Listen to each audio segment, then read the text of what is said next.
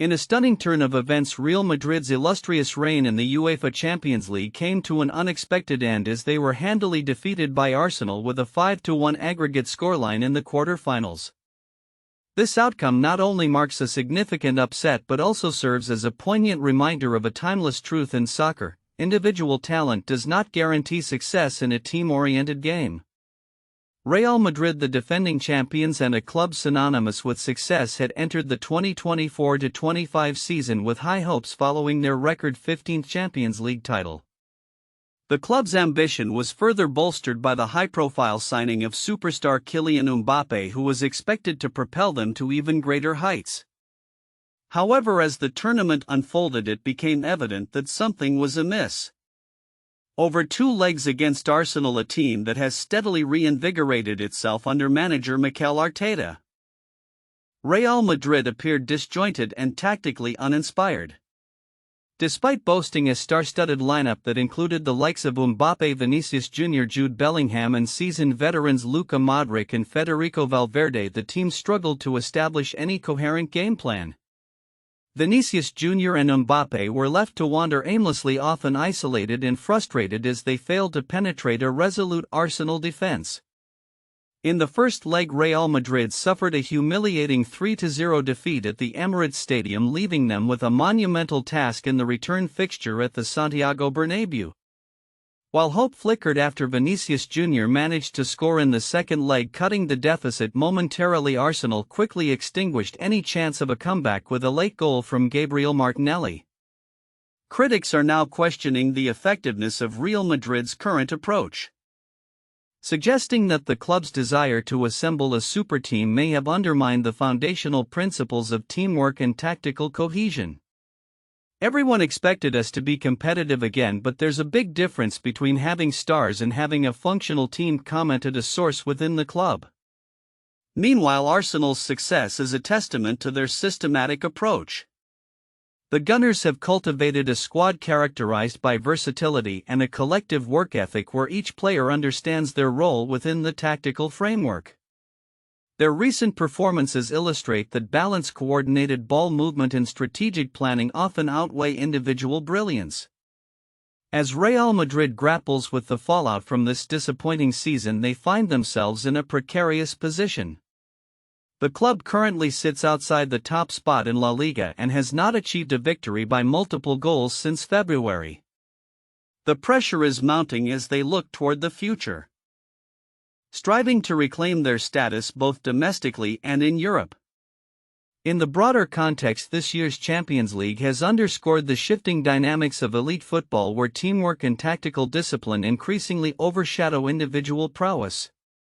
As Arsenal prepares to face Paris Saint-Germain in the semi-finals, and with Barcelona and Inter Milan also making strides in the tournament, it is clear that the landscape of European football is evolving. Looking ahead, Real Madrid must introspect and potentially recalibrate their strategy. As they ponder their next steps, fans and analysts alike will be watching closely to see how the club adapts to the lessons learned from this season's unexpected exit. The road to recovery will be pivotal, not only for their aspirations in the Champions League but for the legacy of a club that has long been defined by its unyielding pursuit of greatness. As the 2024-25 Premier League season approaches its climax, fans and clubs alike are eagerly anticipating the financial rewards that come with their final positions in the league standings. With Championship Sunday slated for May 25, the distribution of prize money will soon come into focus, highlighting the financial stakes that can impact clubs for years to come. The prize money awarded to clubs in the Premier League is substantial, and the disparity between the top and bottom of the table is stark. Last season, teams earned anywhere from £175.9 million, approximately $228 million for the champions Manchester City, down to £109.7 million, $142.2 million for Sheffield United, who finished at the bottom.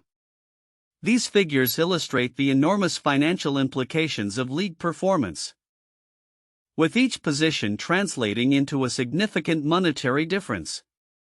The Premier League's prize money is calculated based on several factors, primarily a club's finishing position and their share of broadcasting revenue. In the 2023-24 season, for instance, Manchester City received £56.4 million, $73.1 million for their title win, while runners-up Arsenal earned £53.6 million, $69.5 million. Each club's earnings decrease incrementally from there, with last-place teams receiving far less, demonstrating how crucial every point and match is over the course of the season. Broadcasting rights also play a pivotal role in the financial machinations of Premier League clubs. In the previous season, clubs shared £86.7 million, $112.4 million from domestic and international broadcasting rights, in addition to £8.2 million, $10.6 million from central commercial revenue streams, culminating in a total equal distribution of £94.9 million, $123 million. Individual clubs can further enhance their earnings through facility fees, which depend on how frequently their matches are televised. Arsenal, for example, saw a significant boost with an additional £26.9 million, $34.9 million due to being shown on television 31 times, while Burnley, with the fewest broadcasts, received just £9.3 million, $12.1 million. As clubs gear up for the final matches of the season, the financial implications of their performances cannot be overstated. The competition for positions not only affects immediate payouts but also impacts future investments, transfers, and overall club stability.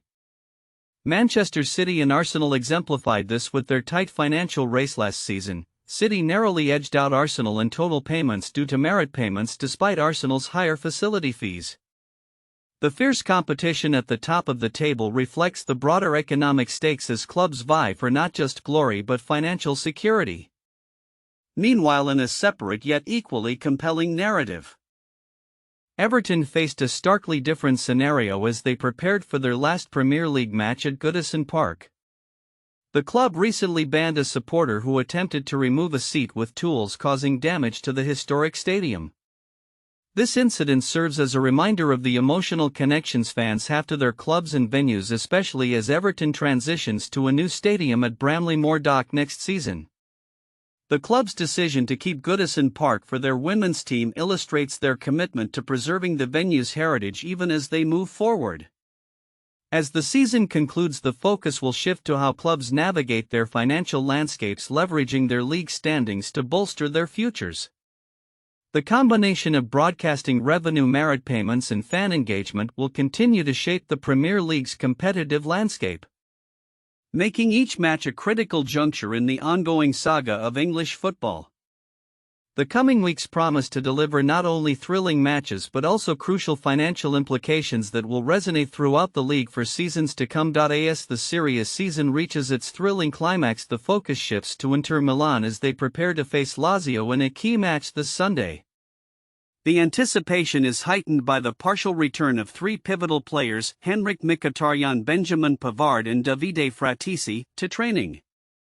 Their recovery comes at a critical juncture for the Nerazzurri, who are in a fierce battle for the title against Napoli, currently leading the league. According to reports from Italian broadcaster Sky Sport Italia, Mkhitaryan and Fratesi are recovering from injuries sustained during Inter's recent Champions League victory over Barcelona. Mkhitaryan is dealing with a minor thigh strain, while Fratesi is grappling with an abdominal issue. Pavard, on the other hand, has been sidelined with an ankle sprain but has also made strides in his recovery. While the trio participated in training, they did not complete the entire session, leaving their availability for the upcoming clash in some doubt. Inter's captain Lautaro Martinez remains unavailable, still recuperating from a muscular injury. The stakes for Inter Milan extend beyond just their match against Lazio. With only 2 rounds of the Serie A season left, the title race is tighter than ever. Napoli, led by manager Antonio Conte, sits just 1 point ahead of Inter, creating an electrifying scenario that could result in a playoff if both teams finish the season level on points. This would mark the first such occurrence in over 6 decades. As Serie A reintroduced the playoff rule after a previous absence since 2005. The implications of this title race have resonated throughout Italian football. Ezio Simonelli, president of the league's governing body, described this season as the most exciting and uncertain in the world, highlighting that almost every team is fighting for something, whether it be the title, European qualification, or to avoid relegation. This weekend, all but one of the 10 matches will kick off simultaneously to maintain competitive integrity as teams vie for their respective objectives. In a separate but equally compelling narrative, Bologna shocked the footballing world by winning the Coppa Italia against AC Milan, marking their first major trophy since 1974. This victory capped off a remarkable season for the Rossoblu, who had also made their debut in the UEFA Champions League. Coach Vincenzo Italiano's squad executed a game plan that effectively neutralized Milan's offensive threats, culminating in a goal from Dan Doy that sealed their victory. Doy expressed his elation after the match, stating, "It was a tough game, but we won for the city, for the fans." This triumph not only signifies a monumental achievement for Bologna but also serves as a reminder of the unpredictable nature of cup competitions where underdogs can triumph against the odds. Looking ahead, the Serie A landscape is fraught with intrigue as the final matches approach. Inter Milan's ability to secure a title amidst injury concerns and the looming prospect of a playoff adds layers to their narrative, while Bologna's victory reinvigorates the conversation around competition in Italian football. As the season culminates, fans and analysts alike will be watching closely to see how these storylines unfold and what they mean for the future of Serie A.